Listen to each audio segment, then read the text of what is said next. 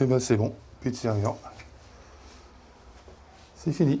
Serrure changée, avis d'expulsion sur la porte. Depuis un an, Didier vivait avec la peur de ce moment. C'est finalement arrivé. En rentrant du travail, il ne peut que s'y résoudre, il n'a plus d'appartement.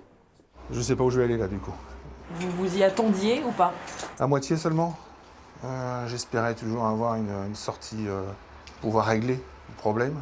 D'autant plus que je viens de trouver du travail, donc j'ai fait ce qu'il fallait pour, mais apparemment ça leur a pas suffi. Didier était donc absent ce matin lorsque les autorités ont vidé son logement en présence d'huissiers et des forces de l'ordre. Tout a été emporté et mis dans un garde-meuble. Sa dette s'élevait à 3 500 €, environ 10 mois de loyer. Impossible à payer pour cet homme qui était arrivé en fin de droit au chômage. Lorsqu'il a enfin retrouvé du travail en intérim il y a quelques semaines, il a prévenu le bailleur social qui n'a rien voulu savoir. J'ai essayé de négocier avec eux, il n'y a aucun moyen de négocier, c'était on paye, on part. C'est un bailleur social, j'insiste bien, social. Qu'est-ce qu'il a dit le bailleur social quand vous l'avez prévenu que vous aviez un emploi?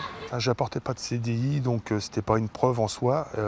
Il fallait juste que j'apporte une certaine somme qui équivalait à peu près aux 2 tiers de ce que je devais, pour éventuellement repasser en commission et éviter l'expulsion. C'était soit la somme ou dehors.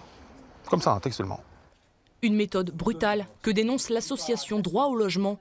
Les expulsions d'adultes vivant seuls, sans enfants à charge, sont fréquentes, mais les familles ne sont pas épargnées.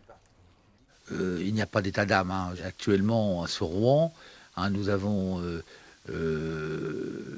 recensé dernièrement près d'une quinzaine de familles, de femmes seules avec des enfants, donc des bébés, et certaines sont enceintes, qui sont à la rue.